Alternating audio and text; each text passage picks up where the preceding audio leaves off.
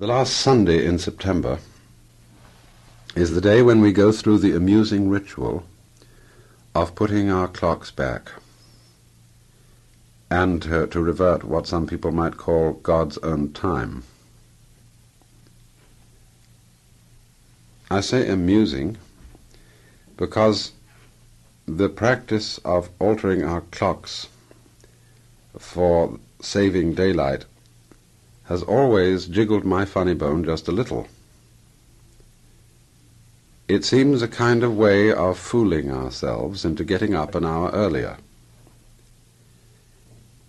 Why don't we just get up an hour earlier and let it go at that? Well, I suppose in practice the idea of putting the clocks back has something to be said for it in the way of saving a reprinting of all the airline and railroad timetables. But it's very illustrative of ways in which human beings fool themselves. And it offers what I feel to be a very instructive parallel to a lot of argument that is going on these days about going back to the old-time religion. I've speculated a good deal about this, and I'm not at all sure why in certain circles there is so much talk going on about God. And there is a kind of flavor in this revival of the idea of God which I don't like. It's sort of sinister. People want to write into all sorts of documents that this country is under God. And in this idea of God, of course, there speaks the projection upon the cosmos of the benevolent despot, the great patriarch. Because, of course, it's very convenient for people who want to play the part of benevolent despots and authoritative patriarchs to feel that they have some backing. As it is, I suppose, you feel a greater sense of authorization if you get up an hour earlier by doing so at the usual time through altering the clock. But the practice of changing the clock is illustrative of another phase of this whole recrudescence of the idea of God, the patriarchal God. Because in going through all the various reasons which in the past 25 or 30 years theologians have been advancing for reasons why God should be believed in, this kind of God should be believed in, I come across only one really dominant argument. That is to say, I've never found anybody yet in writing in modern times who has advanced what seem to be any new, simply logical reasons or metaphysical reasons for the belief in God. Most of these are simply repetitions of things that have been said hundreds of years ago. Most of the reasons that are now advanced have to do with what an advantage it would be to human life and human society to believe in God. In other words, we have problems with juvenile delinquency. What a pity if outside the Roman Catholic Church we cannot scare these children into good behavior by frightening them with ideas of hell and judgment, or appeal to their sentiment by saying, for example, look what your sins have cost Jesus Christ. You've put another nail in the cross. But it's a strange thing, isn't it, that sin has been running around in the world for an awful long time, and people did desperate, depraved and horrible things when the old-time religion was in full swing. And one of the reasons why nowadays we think the world is going to the dogs is that everything happens not only on a much larger scale, but everything happens within the sight of everybody. That is to say, there's so much news, there's so much communication. And you just slug someone in a back alley in San Francisco one night and it's all over the headlines in the morning. And therefore the presence of evil is perhaps drawn to our attention more than it ever was before. But people very frequently say that the belief in God is necessary for preserving the dignity of man. In other words, if man, say in the conception of nature, which is held by people we might call mechanists, if man is simply a piece of machinery, a very complicated machinery which emerged as a result of the blind changes and processes of nature, then he is qualitatively no more than a cow or any other domestic animal. He's just more complicated, that's all. And therefore the argument goes, if human beings are only a mechanical cattle, and cattle are only very complicated chemical mechanisms, just as we exploit cattle, breed them impersonally, kill them when we want to eat them, and generally push them around, so also if man is just this kind of thing, there's no reason why we shouldn't just push him around. There's no reason why we shouldn't gas millions of Jews if we find them inconvenient, and so on. In other words, the basis of the argument is, if man does not have some sort of guarantee beyond himself for his dignity, for the rights of his personality, then all chaos can break loose, and the human being can be simply degraded, as indeed he has been degraded in modern times. But it seems to me a very, very false and perhaps dangerous argument to say that the foundation for this dignity must be belief in God. Because the believer in God will say, no, you must not humiliate human beings in this way. You must not despise human dignity, because man is a child of God.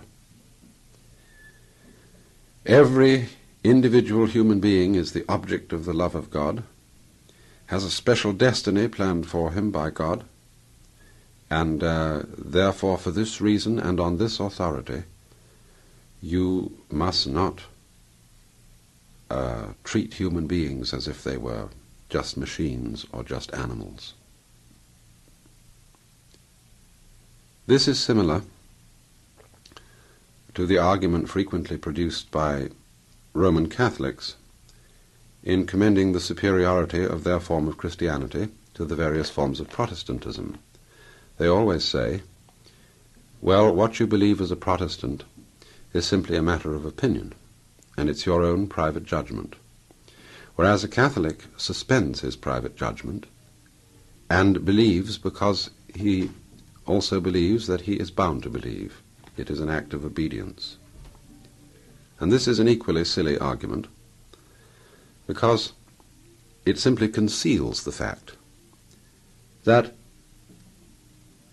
to believe that you are bound to believe is something that you believe. It's a matter of personal opinion and private judgment. It's an act of private judgment to accept the authority of the Church. And in the same way, if we say the guarantee for the dignity of human personality is the existence of God, I'm going to ask then, what is the guarantee for the existence of God? I suppose this is a sort of sophisticated form of the child's question. If God made the world, who made God? But it really is rather a good question, because you can answer, nobody made God, dear, God isn't made. And then the child can come back, if he's smart enough, well, why couldn't you say the same thing about the world?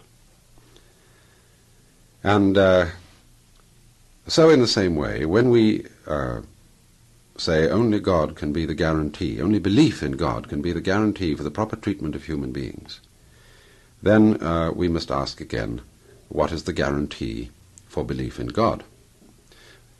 And it's simply, in other words, a way in which we can kid ourselves into certain forms of conduct by laying down a premise, just as we kid ourselves into getting up earlier by changing the clocks. And while, as I said, changing the clocks may be actually a practical idea because of the timetables and all the reprinting of stuff, it's very important to know what you're doing when you're doing it. It's very important to know that you're just changing a standard of measurement, and that you made the standard of measurement, that the clock is your invention. And so in the same way, it should be important to realize that when people start talking about the need for belief in God again, this is just a gambit in the art of ruling, a gambit in the art of preserving law and order.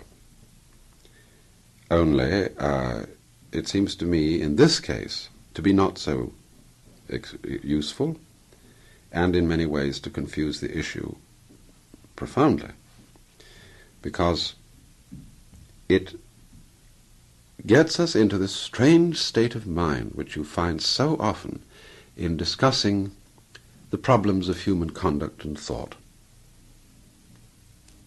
that people want to base their actions and their ideas upon some sort of authority.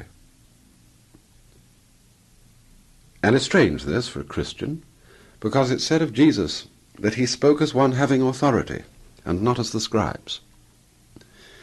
And to have authority is a very different thing from following authority. The scribes, you know, were the sort of people who never said anything unless they could quote somebody else as having said it before, some great rabbi of the past, to whom time had given the kind of distance of divinity. And in the same way, when we nowadays in our academic world get what is called an authoritative text, you may be sure that the authoritative text is absolutely jammed with footnotes. Nobody dare say anything without documenting it. But in a deeper sense than that, people want to feel that certain forms of conduct, certain ways of life, are not things upon which they can safely embark unless they are in some way authorized. That is to say, unless they feel that this is in accord with the will of God, or if they don't believe in God in that sense, they want to feel that it's in accordance with what is natural, with what is in accordance with the laws of nature, or else it's perhaps with what is in accord with the opinions of a very celebrated person, or with some other forceful and successful group of people. There's always this curious desire to found what one does and thinks on authority, to get, as it were, some basis outside one's own judgment and one's own will for doing what you're going to do. And then, of course, when what you do is challenged, either by other people or by life itself, you can say, well, I wasn't responsible. I acted on authority, but without authority. And so we can see how, in this sense, we kid ourselves by invoking and inventing reasons for what perhaps deeply we are going to, what we want to do and we're going to do anyhow, reasons which somehow seem to pass the buck, to shelve the responsibility on a higher shelf. At the same time, you might think that an argument of this kind would come naturally from a person who was simply an atheist, who believes that the universe is a drifting process that is absolutely without any sort of authority behind it, and that man finds himself in this process and has to make the best of it that he can make. And this is the difficulty which I think today very, very many thoughtful people find themselves in. The notion of God as presented by tradition, whether Hebrew or Christian, is utterly distasteful, but mechanistic atheism is equally distasteful, because, as a matter of fact, both of them rest upon the same premises. The atheist's mechanistic universe, of course not all atheists would be mechanists, but very often they are, but that universe is based on the same premises as the universe of the theist. Atheist and theist seem so often to be heads and tails of the same coin, acknowledging the same premises, because both of them naturally look upon the universe as an artifact. A machine is an artifact. Only in the case of the atheist, or what we might call the monistic naturalist, the architect has disappeared, and there is just left the machine. It's all part of this thing which I've mentioned occasionally, our attitude of regarding the world as a collection of objects. And we, of course, have justification for this insofar as looking at the world as object has been such a successful way of dealing with it. I mean, we don't pray to the wind anymore. We don't speak to the rain or to the sun as if they were people. We look upon them as objects, that is to say, just as not people. And, of course, as time goes on, we know more and more objectively and scientifically about ourselves and our own minds. We can regard ourselves as objects. And so, indeed, we do get the depersonalization of man, which the people who call for a return to belief in God, or at least some of them, are afraid of. And we get this feeling of the universe being hollow, empty, a rattling shell, an altogether impoverished affair, with no more any life in it. It's all just hurrying atoms, as Whitehead said. Now,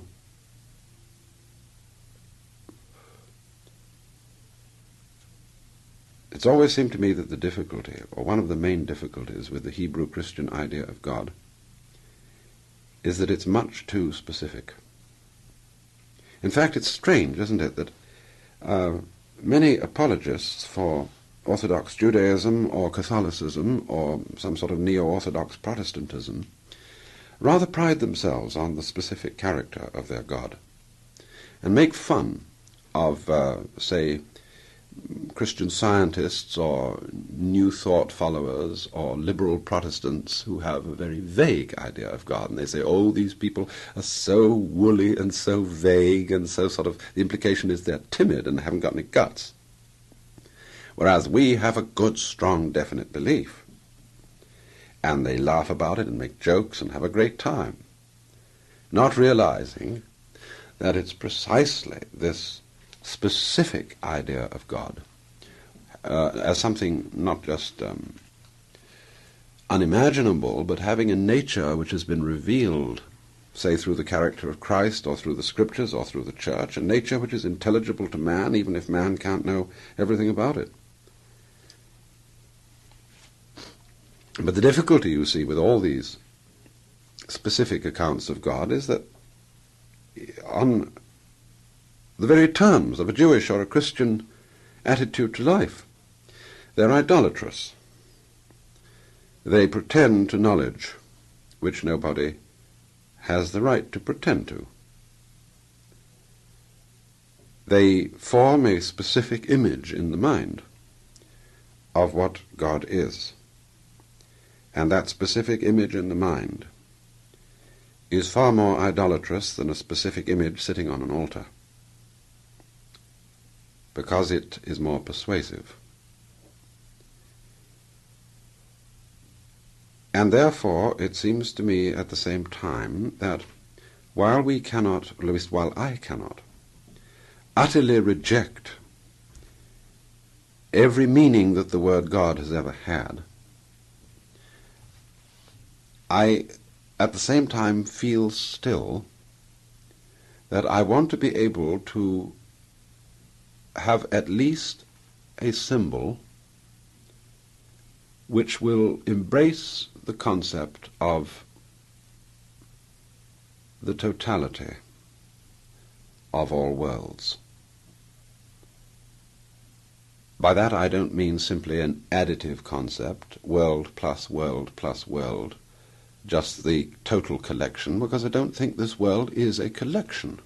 It's only a collection of things if in the first instance you have split it up into things in order to think about it. But if you think of what a physicist might call the total field of phenomena, there's something that we can't think about because we can't get our minds round it. We can analyze it and measure it and so on and so forth, but all we have is various projected systems of measures which we use in just the same way that we use the measure of time to chart the movements of life. But time isn't out there. There isn't a kind of cosmic clock with calibrations on it. We invented it. But at the same time, I think in almost anybody of any sensitivity at all finds it hard to regard the total realm of physical nature as something which he can sort of shrug off and say, well, radioactive gas and machinery. Because it always makes us wonder. There are various ways of wondering. One way of wondering is to ask, well, what explains it all? And that creates that kind of question in the mind which we call wonder. But that's not the only ground for wonder. Supposing I say, well, perhaps to ask for an explanation of it all is the wrong question.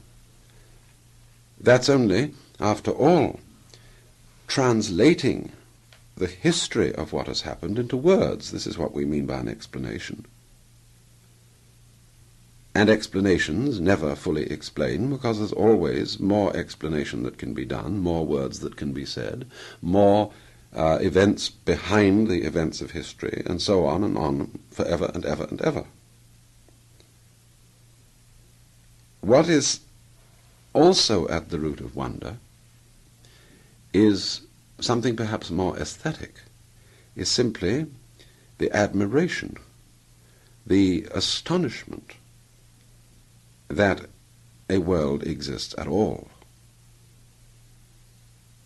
and the realization that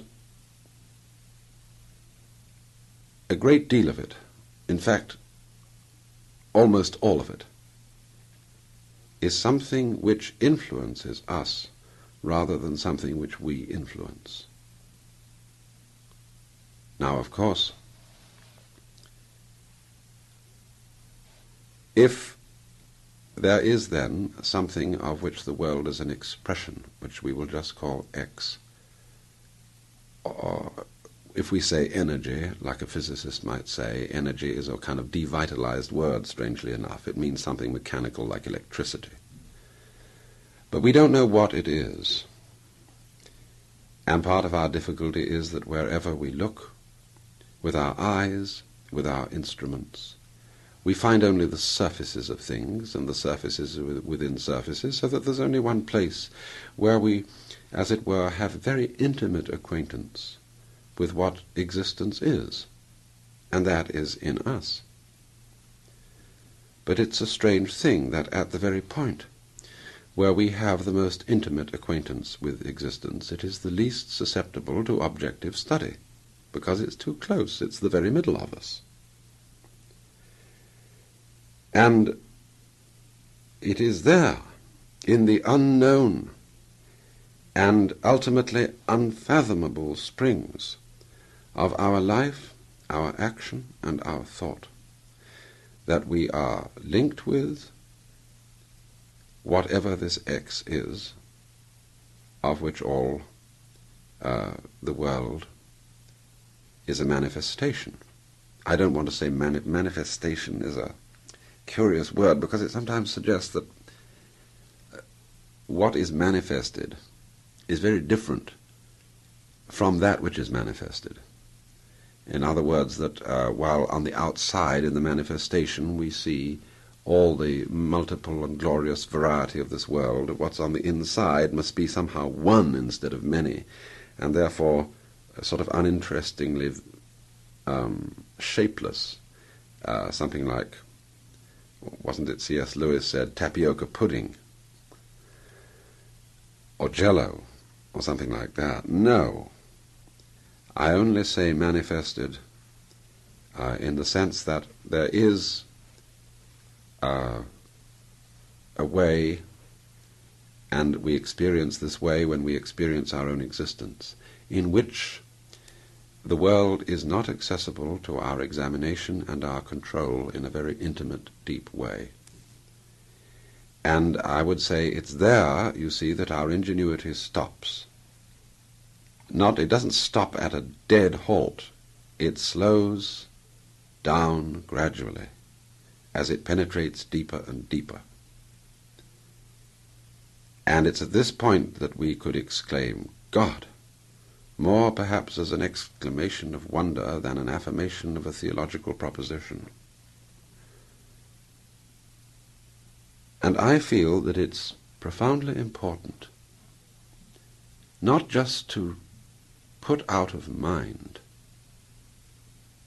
the illimitable mystery from which we spring and from which we act, as something that just can be neglected.